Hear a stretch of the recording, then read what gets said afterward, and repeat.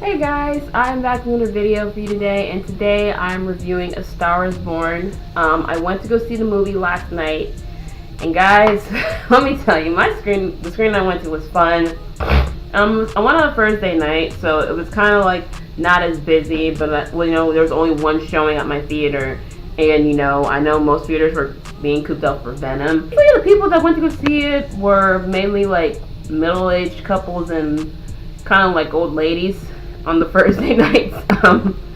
Yeah, and I think I only saw like one or two couples that were like my age going to see this movie. But hey, we laughed. We were like having our emotions during the movie. It was really great. So yeah, let me just go straight into this review. I think it needs to be acknowledged that this movie has literally been a long time coming. Okay, this movie has been in development hell. People don't know how long it took to get this movie, because originally it was greenlit back in 2011. It was originally supposed to be directed by Clint Eastwood and star Beyonce, but she had to pull out the project because she got pregnant with Blue.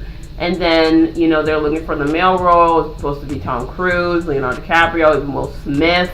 But, complicated schedules, they couldn't work that out. Then 2014 came around, Bradley Cooper was going to, be the lead. And then Beyonce wanted to be back in the project, but she wasn't able to do it because she was going on tour again. So yeah, basically it was development hell up until 2016. Lady Gaga signed on to the project, and they officially started production in early 2017 at Coachella, which I did not know about. And it's crazy how I literally forget that Gaga did Super Bowl and then went into Coachella, and I'm like, girl, you're working your ass off, man.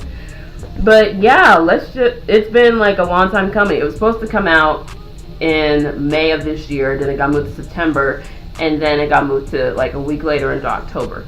So we finally got this movie. It's Bradley Cooper's directorial debut. It's Lady Gaga's debut film, and y'all, this movie's so good. Like, I expected it to be, this tumultuous love story between two singers, and it was way more than that. It showed what artists go through in the music industry. You see, the struggles and dynamics of an alcoholic. You see, how two people who love each other can be on different paths, So one of the things I liked about it is how it showed what the industry does to people. And we see so many people, I can name so many people off the top of my head, where they started out, they get picked up, they get a label, they get a manager, they get a whole team together, and they basically are branded into like this one genre person that they want mainstream to make the most money. And with Lady Gaga's character, they did that with her, with Ally. She was this, soulful rock chick that got branded and makeovered into a pop queen. I mean, she did get accolades later, but like, it wasn't, who she wanted to be. Oh my god, my nose. So with Bradley Cooper's character, Bradley Cooper, first of all, I did not know the brother can sing. I did not know he could sing. Second, he did a great job at directing this. I don't know how you can act, direct at the same time. He also produced the film, so he got like, if this gets any Oscar nominations, he can get that triple, he can get like a triple nomination. But the fact is, he really, dug into this character and got into the character. You see Jack, who's this rock star who is a drunk, and he has been through a lot. He has a very, hard family history, and, his brother was kind of his sober partner, his sober companion. And, it went from sober companion to just making sure he just stays alive and not, die from like alcohol poisoning or a car accident or anything like that. But we see him, and he instantly falls in love with Ally from her voice, because he hadn't felt that way in a long time. And you see them, basically, you see him pursuing this girl because he's never felt that way about anybody. And it's just like, that's so sweet. But then, he starts to slowly lose her to the industry and how it, corrupts people sometimes. And it's just, that's such a true thing. And because we see so many people be branded and put on a pedestal and to be like the brand name of something, and you kind of realize you're not in love with that person anymore. And it became a part where she was becoming more notable and relevant than him, and it was some slight jealousy, but at the same time he felt like he was losing the love of his life. And oh my god, it was just so emotional. There was one scene in particular, and I'm sorry there's going to be spoilers in this, but Jack had mentioned in rehab that he tried to commit suicide at 13 with a belt and trying to hang himself on a fan, and it didn't work. The night Allie is performing her last show, because she didn't want to go on tour without him, he had realized that he thought that he was holding her back, and he wasn't. She was being said so many things and just so caught up. And there's this scene where he gets he parks his car outside, he takes a bunch of pills, he goes into the garage, and before he closes the door, he looks outside one last time for like 30 seconds and then just shuts it, just like him saying goodbye to the world. I'm just like, if this dude does not get an Oscar, my god, my goodness. And it's just heartbreaking, and it's just like, my god, Bradley Cooper is probably my favorite out of the film overall. Then we have Lady Gaga's character, Allie. Now, Allie, she is a waitress that sings, weekly in a drag bar. She's been through so much. She's trying to break into the industry, but, she's been turned away because, she doesn't have the looks for it. And that's, something that's very true in the industry, whether it be TV or movies or modeling or music. People want to have the look that they want to sell. So when Allie meets Jackson, and he, wants to give her the opportunity to sing with him, and she basically has, she has a voice, and he sees that in her, and he wants to give her the chance, and he instantly is in love with her, and she's so nervous. She's that girl that's like gets nervous around people who actually want to pay attention to her. And she goes in on stage at one of his concerts in Memphis, and she is so nervous. She sings to a crowd, this huge crowd, for the first time, and she is so exhilarated. This is the first time she has confidence in herself. So we see her go on tour with Jack. They're singing together, and then evil guy comes in, the manager. He has the manager get her signed. She gets signed to a label. Her songs go from like soulful rock to basically pop bubblegum, basically pop bubblegum. Remind me of like Cheryl Cole. If y'all know Cheryl Cole, then y'all already know what I'm talking about. So Allie, she's kind of like that naive person that gets into her industry and just does what people tell her to do. There was a scene where she didn't want her dancers up, and was just like gonna sing her own, and the manager's like, no, don't go rogue on me like that, I'm trying to help you. And at the same time, you're just thinking, like, this is not gonna be cool. Like, this is not gonna be cool. He's gonna like pushing her, and she's gonna overwork herself. I'm kind of low-key glad that they didn't have kids, because if they had brought a child into that environment, that would not have ended well. I feel like, but at the same time, it could have showed like the industry kind of like putting like a label of like, oh, woman with kids, she can't keep working. That wouldn't have been okay. But at the same time, they were at two different spots. If Allie had a baby, she would kind of, this sounds so bad, I feel like she would have ignored the kid and want to jump back into the career so fast. I saw that, it's because I've seen it from a lot of TV shows, a lot of musical TV shows. I've seen that recently. I felt like that would have happened if they brought a kid into the storyline, but I'm really glad they didn't.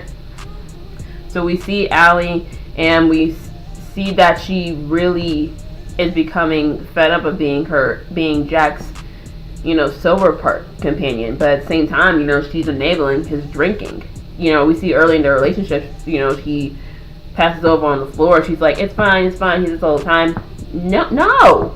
I mean, I was kind of hoping Allie would be the person that keeps Jack sober. Like, he would want to stay sober for her and their family. And I'm just like, girl, you are kind of selfish right now.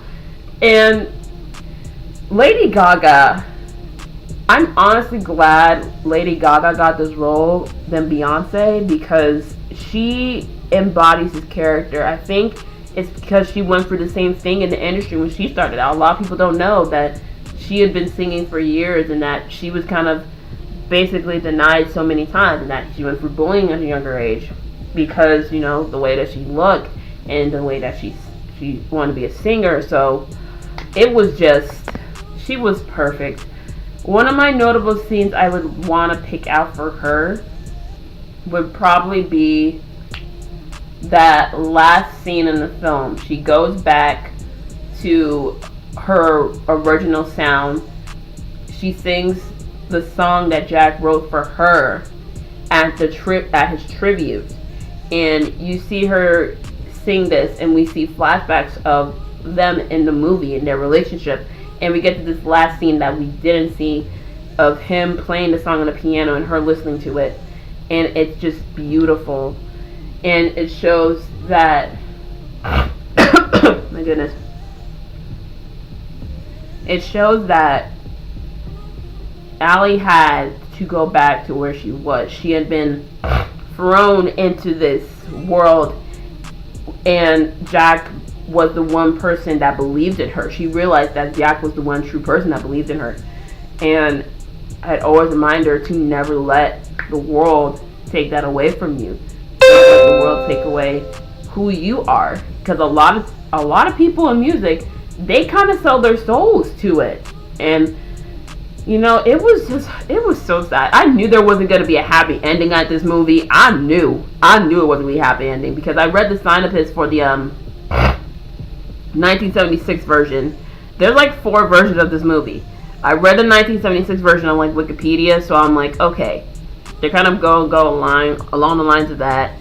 They're gonna probably change some stuff, so I was prepared to see some like changes from like the last time they did it. Anything else? Yeah, there were a lot of cameos in this movie. I mean, Dave Chappelle, I saw him in the trailer, and we saw him for like 2 scenes. I'm like, okay. Allie's best friend, I loved him. He was so hilarious. I'm like, can you be my friend in real life?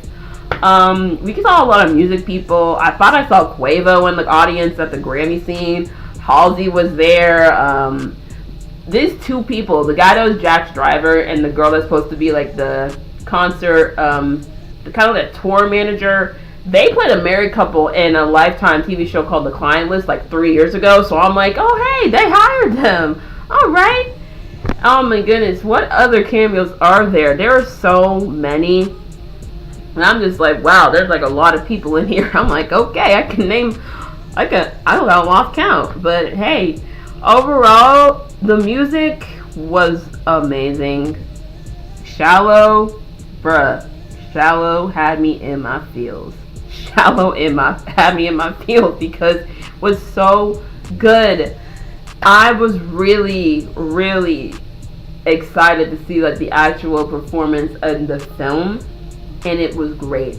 I have a low-key feeling that they kind of cut some stuff just for time, because the movie just hits about like at 2 hours.